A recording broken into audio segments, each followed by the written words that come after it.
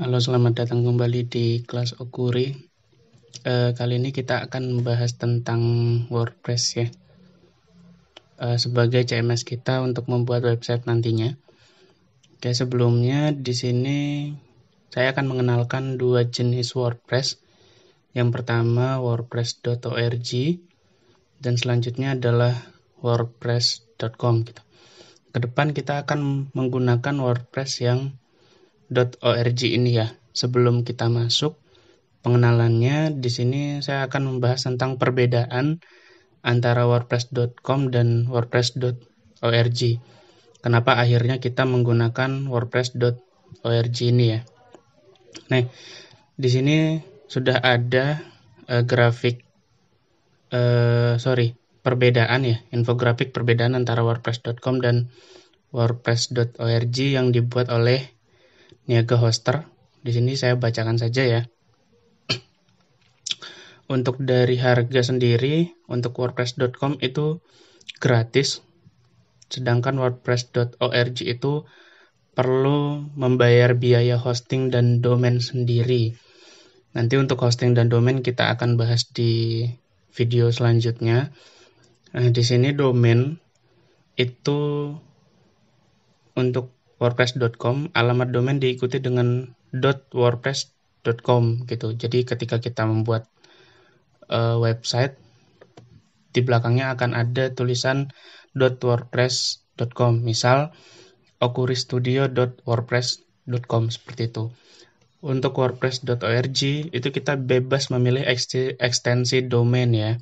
Jadi kita bebas memilih mau org, mau .com, mau id, mau apapun. Jadi contohnya seperti di kelas kita sekarang itu kelas.okuristudio.com atau okuristudio.com seperti itu. Untuk hosting di sini tidak perlu membeli hosting disediakan langsung oleh WordPress-nya, tetapi banyak batasan untuk WordPress.com. Sedangkan untuk WordPress.org itu kita harus membeli hosting dan melakukan maintenance sendiri, dan juga lebih leluasa dalam mengontrol website kita.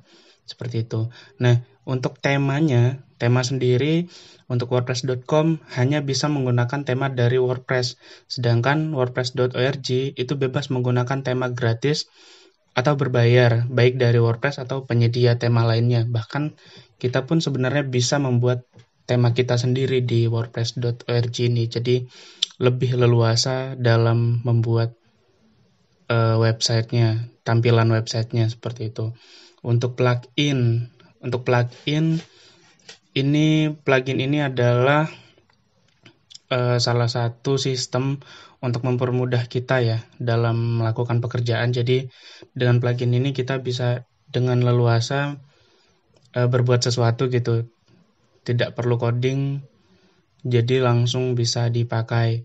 Nah, untuk WordPress.com itu nggak bisa masang plugin, baik gratis maupun berbayar. Kalau di WordPress.org itu bisa pasang plugin gratis dan berbayarnya gitu. Jadi nanti kita bisa memasang plugin ini ya gitu.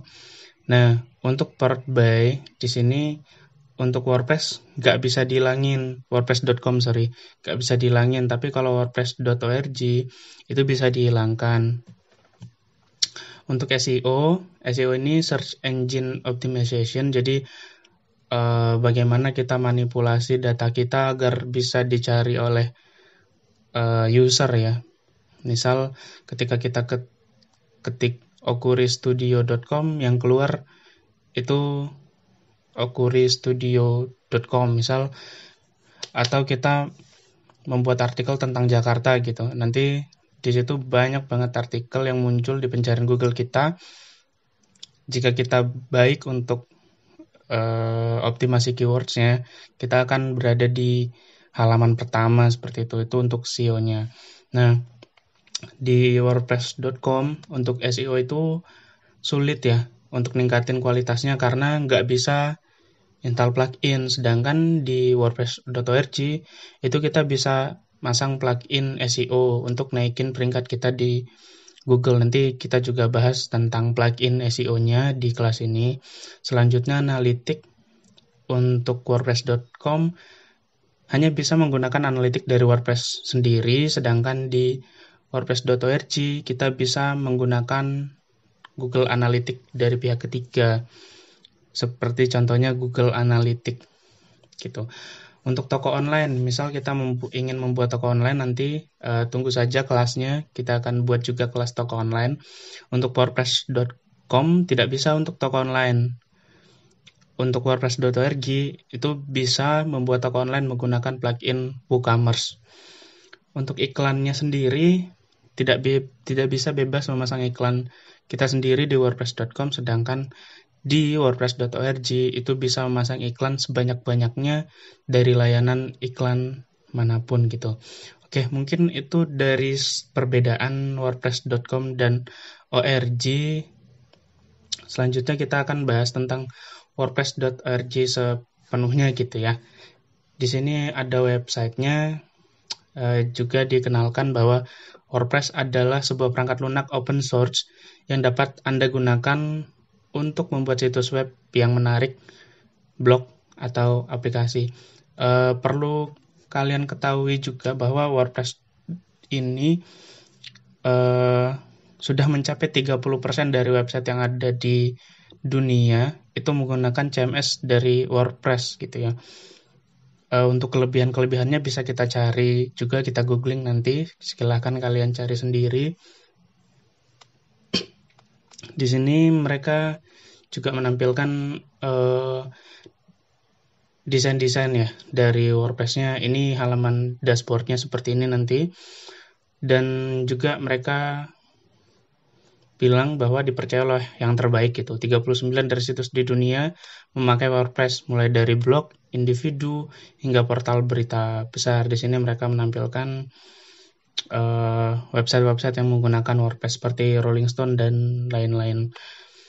Nah, di sini juga mereka memberikan gambaran fitur ya, apa saja yang bisa kita pakai gitu. Seperti di sini desain fleksibel, SEO friendly, situs seluler yang responsif, performa tinggi, kelola bisa dari mana saja, keamanannya baik, pengelola berkas yang hebat dan mudah dijangkau gitu.